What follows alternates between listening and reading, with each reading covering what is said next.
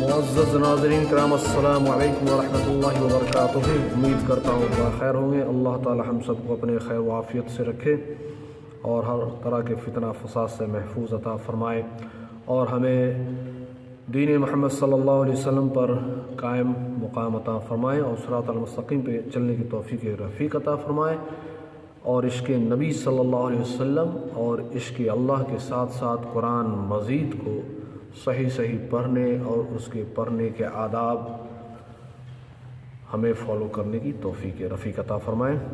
तो आइए मैं आपके सामने पिछला बहुत दिनों से मशगूलियत की वजह से वीडियो अपलोड नहीं हो सका, सफ़र का वाक़या हो गया था। तो आपने अलहम्द शरीफ के बारे में पिछला वीडियो आपने समाअत फरमा ली है। अब आइए आज आपको मैं बताने वाला हूँ कि कुरान करीम भी जो एक तरह का लैंग्वेज है, तो कहीं ठहरना चाहिए, कहीं नहीं ठहरना चाहिए, कहाँ ठहरनी चाहिए। तो इसमें भी उलमा ने कहाँ ठहरनी चाहिए नहीं ठहरनी चाहिए इसके लिए निशानदेही की है। अक्सर आप देखते होंगे कहीं पर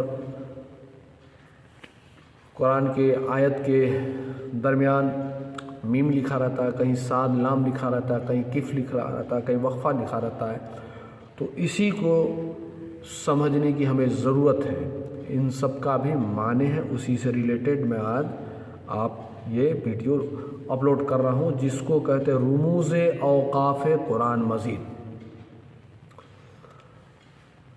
हर एक ज़ुबान के अहले ज़ुबान जब गुफ्तगू करते हैं तो कहीं ठहर जाते हैं, कहीं नहीं ठहरते हैं, कहीं ज़्यादा, और इस ठहरने और ना ठहरने को बात के सही बयान करने और इसका सही मतलब समझने में बहुत दखल है।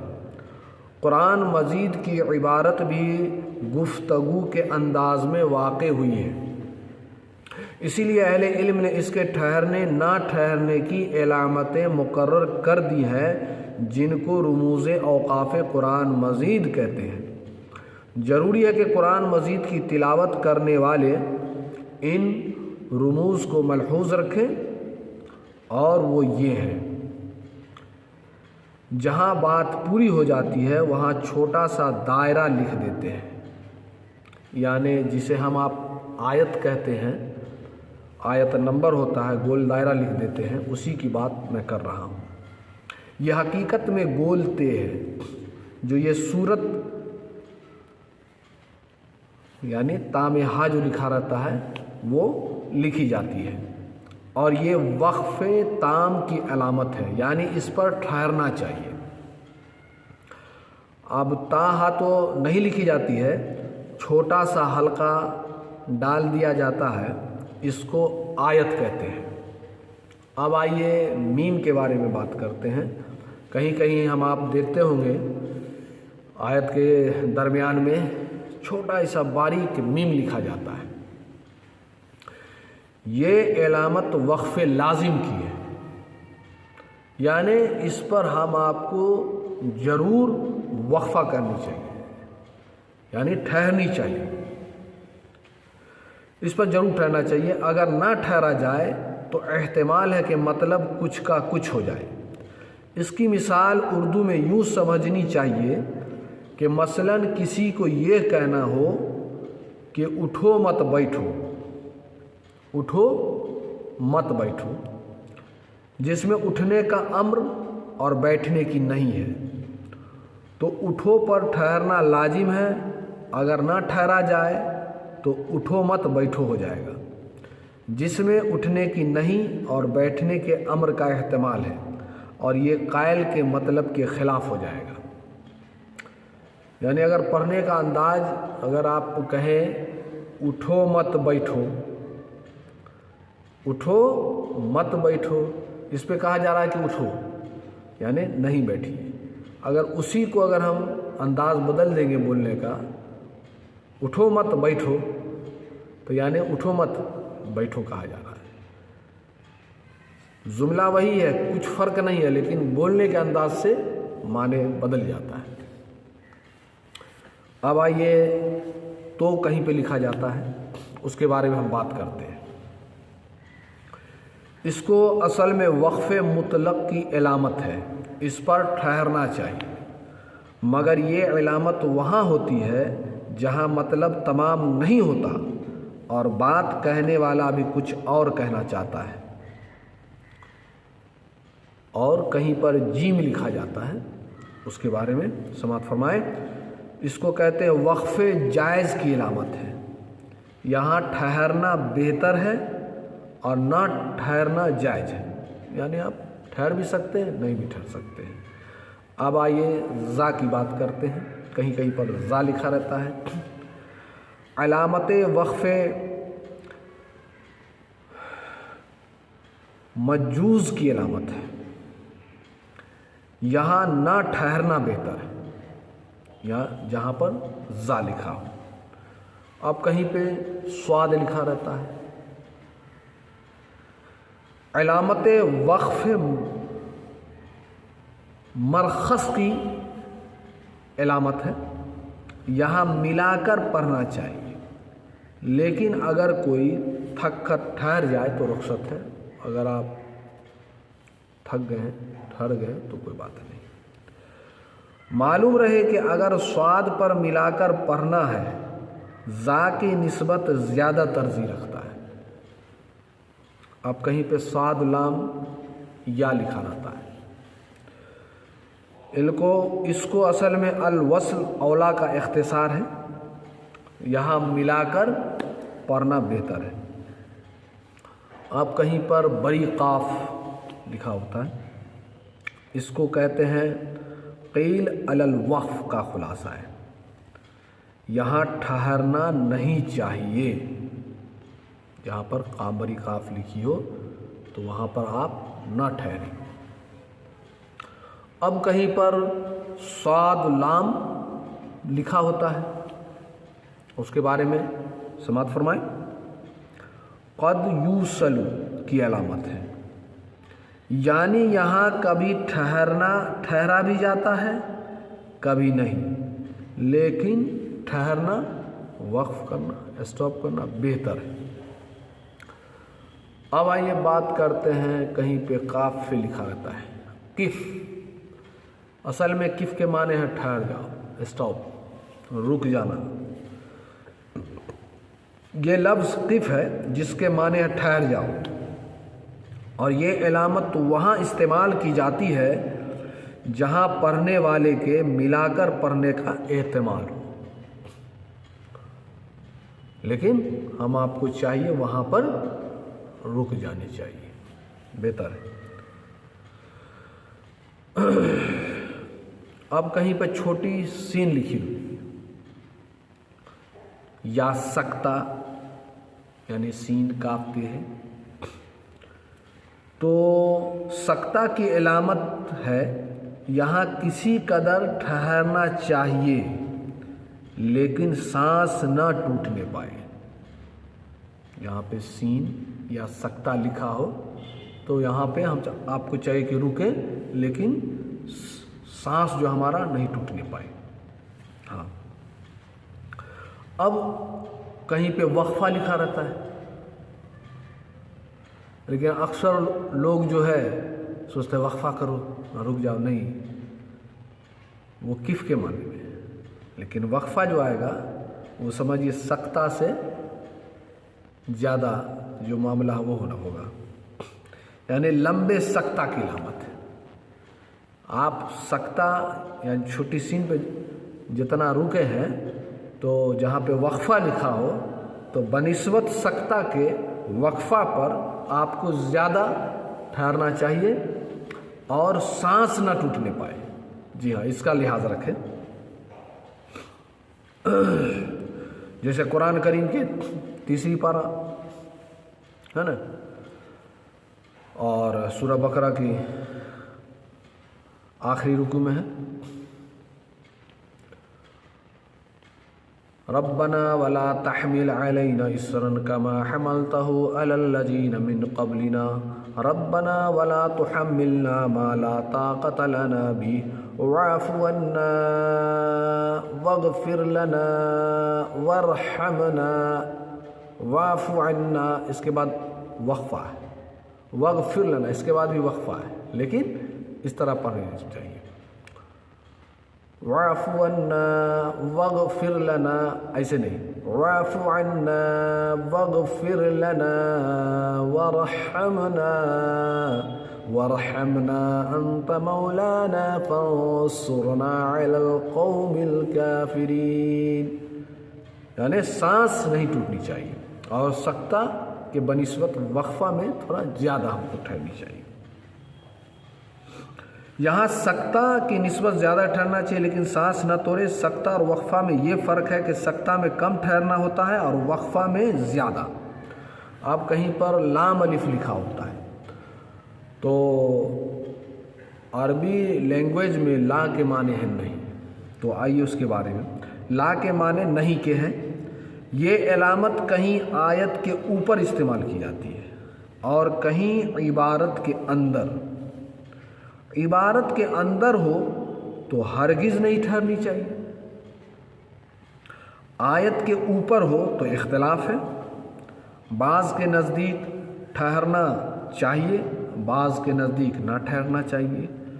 لیکن ٹھہرا جائے یا نہ ٹھہرا جائے اس سے مطلب میں خلل واقع نہیں ہوتا. وقف، اب کہیں پہ وقف لکھا ہے، اسی جگہ نہیں چاہیے جہاں عبارت کے اندر لکھا ہو. آپ کہیں پر چھوٹی کاف لی، اس کے بارے میں کذالک کی علامت ہے، یعنی جو رمز پہلے ہے وہی یہاں سمجھا جائے، یعنی وہی گول دائرہ آیت کے بارے میں جو ہے وہی ہے. اگر کوئی عبارت 3 نقطوں کے درمیان گھری ہوئی ہو تو پڑھنے والے کو اختیار ہے کہ پہلے 3 نقطوں پر وقف کر کے دوسرے 3 نقطوں پر وصل کرے، یا پہلے 3 نقطوں پر وصل کر کے دوسرے 3 نقطوں پر وقف کرے. اس قسم کی عبارت کو معانقہ یا مراقبہ کہتے ہیں. تو معزز ناظرین کرام، آپ نے قرآن کریم جو پورے ورلڈ میں اس سے بڑھ کے کوئی کتاب نہیں ہے. اے نسیم دنیا میں کتنے انقلاب آئے، آج تک نہیں بدلا لا الہ الا اللہ. اسی طرح قرآن بھی بہت مخالف آئے لیکن آج تک بھی اللہ کا فضل ہے، اللہ نے اس کے حفاظت کا خود محافظ ہے، کوئی رد و بدل نہیں کر سکا، اور کروڑوں حفاظ کرام کے سینوں میں یہ قرآن محفوظ ہے. تو ہم آپ کو چاہیے قرآن اس طرح پڑھیں جیسے اپنے رب سے بات کر رہے ہیں، اور اس میں یہ بھی خیال رکھیں کہ اگر آپ قرآن کی تلاوت کر رہے ہیں تو کوشش کریں کہ معنی کے ساتھ پڑھیں، اور ایسے قرآن خوانی یا ثواب کی نیت سے پڑھ رہے ہیں تب تو وہاں پہ ٹائم ہے نہیں آپ کو، تو آپ صرف وداؤٹ میننگ کے ہی پڑھیے. لیکن اسپیشلی آپ ٹائم نکال کر کے، یہ صحابہ کرام رضوان اللہ تعالی علیہم اجمعین کا طریقہ رہا ہے کہ نماز فجر کے بعد قرآن کی تلاوت کرتے تھے. تو بہتر وہی ہے، نماز فجر کے نماز کے بعد اکثر لوگ، یہ تو بہار ہے اور بہت جہالت ہے، حکمت چین حجت بنگال، یہاں ہوٹلوں میں لوگ زیادہ ٹائم دیتے ہیں، مسجد میں کم دیتے ہیں. اللہ ہدایت فرمائے. تو فجر بعد ہم آپ کو چاہیے کہ نماز فجر ادا کرنے کے بعد اسی جگہ بیٹھ جائیں اور قرآن کی تلاوت کریں، اور اس کے بعد سورج جتنے بجے طلوع ہوتا ہے، اوقات دائمی اوقات میں لکھا ہوا ہے، اس میں جتنے بجے طلوع ہے، مان کے چلیے 6:35 پر سورج طلوع ہے، تو اس میں 20 منٹ آپ اضافہ کر دیں. 35 میں اگر ہے تو 35 10 45، پھر 20 اگر ایڈ کر دیں تو 55 ہو جاتا ہے. تو 6:55 پہ سمجھے اشراق کا ٹائم ہے، اس لیے کہ سورج کا جو کنارہ نکلتا وہی ٹائم جو ہے دائمی اوقات میں ہوتا ہے۔ تو اگر آپ سورج نکلنے تک آپ بیٹھے ہیں، پھر اس کے بعد جو ٹائم ہے اشراق کا 2 رکعت نماز پڑھ لیں تو 1 حج 1 عمرہ کا ثواب ہے۔ اور شیطان نے جب بسم اللہ نازل ہوا تھا تو اس کو بہت گرا گزرا تھا، اور شیطان کہتا ہے کہ میری ان لوگوں نے کمر توڑ رکھی ہے جو نماز فجر کے بعد اشراق پڑھ کر اٹھتے ہیں۔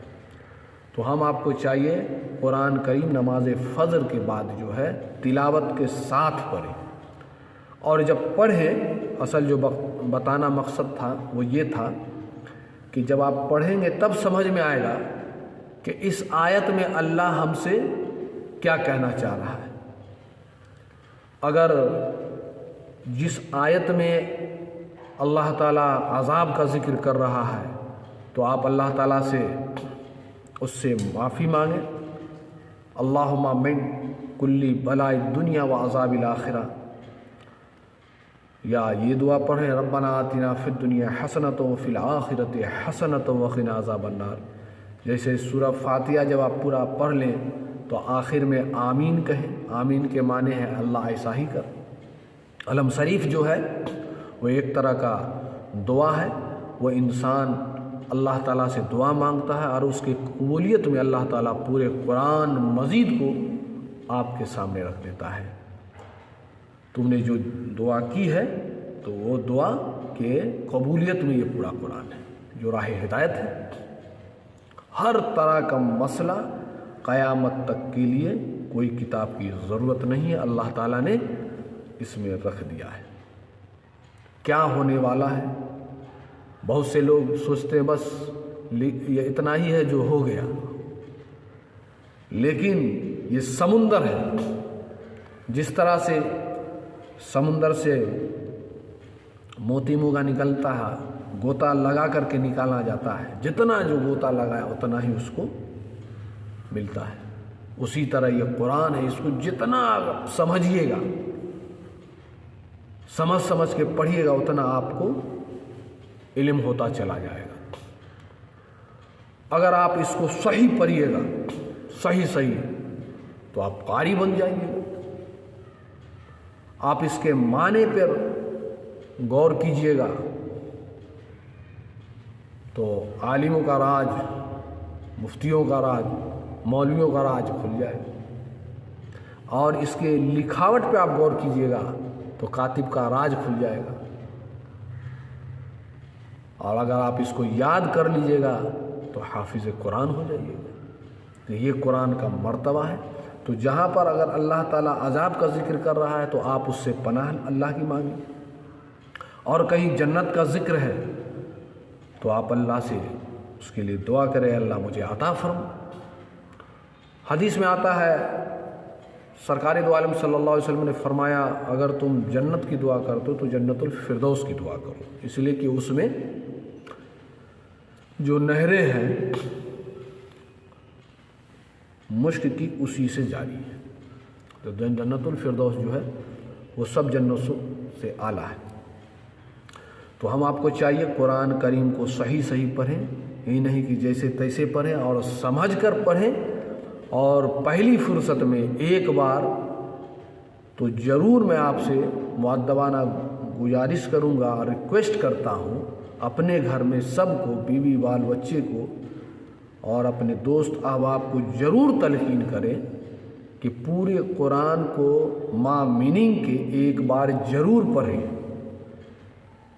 تاکہ آپ کو پتہ چل سکے کہ یہ قرآن کس لیے آیا، کیوں آیا، کب آیا، اور اللہ تعالیٰ نے کیوں نازل کیا، اس کی کیا ضرورت ہے۔ بہت ساری باتیں ہیں، جب آپ پڑھیں گے تب آپ کو سمجھ میں آ جائے گا۔ امید کرتا ہوں میری بات آپ کو سمجھ میں آ گئی ہوگی۔ اگر بولنے میں کسی طرح کی کوتاہی یا غلطی ہو گئی ہو تو معاف کریں، اور ویڈیو اگر اچھا لگا ہو تو کمنٹ اور شیئر کریں، اور خاص کر دوسرے مسلمان بھائیوں تک پہنچائیں۔ اللہ تعالی ہم سبوں کو قرآن کریم کو صحیح صحیح پڑھنے کی توفیق رفیق عطا فرمائے۔ اس لیے کہ ہم آپ کو چاہیے قرآن کو پڑھنا ہی چاہیے، نہیں تو یہ قرآن کل اللہ تعالیٰ اسے ایک انسان کے شکل میں عطا کرے گا اور وہ شکایت کرے گا۔ جن لوگوں نے اس کو چھوڑ دیا بس یہ پست ڈال دیا، یہ اللہ سے شکایت کرے گا۔ اس لیے ہم آپ کو چاہیے اس قرآن کو مضبوطی سے تھام لیں اور عمل کے نیت سے پڑھیں۔ بہت فتنہ کا زمانہ ہے۔ سرکار دو عالم صلی اللہ تعالیٰ علیہ وسلم نے فرمایا ایک وقت آئے گا جو بہت اختلافات ہوں گے، میری سنت اور قرآن کریم کو سختی کے ساتھ پکڑ لیں۔ آج بہت مسلمان بھائی ہیں ہر چیز میں قرآن، لیکن حضور صلی اللہ علیہ وسلم کا عشق ان کے دلوں سے نکل چکا ہے۔ جس نبی کے صدقے میں دنیا کو بنایا گیا اور جس نبی پر یہ قرآن نازل کیا گیا، آج اس نبی پر درود پڑھنے میں ہمیں شرم محسوس ہوتا ہے اور کہتے کہاں لکھا ہوا۔ اللہ تعالیٰ انہیں بھی سمجھ عطا فرمائے۔ اس لیے کہ حدیث میں آتا ہے قیامت کے دن سرکار دو عالم صلی اللہ علیہ وسلم نے فرمایا سب سے زیادہ مجھ سے قریب وہ ہوگا جو مجھ پر زیادہ درود پڑھتا ہوگا۔ اللہ تعالیٰ ہم سب کو آپس میں میل محبت و اتحاد عطا فرمائے اور فرقہ بندی سے محفوظ عطا فرمائے۔ آمین۔ وما علینا الا البلاغ المبین۔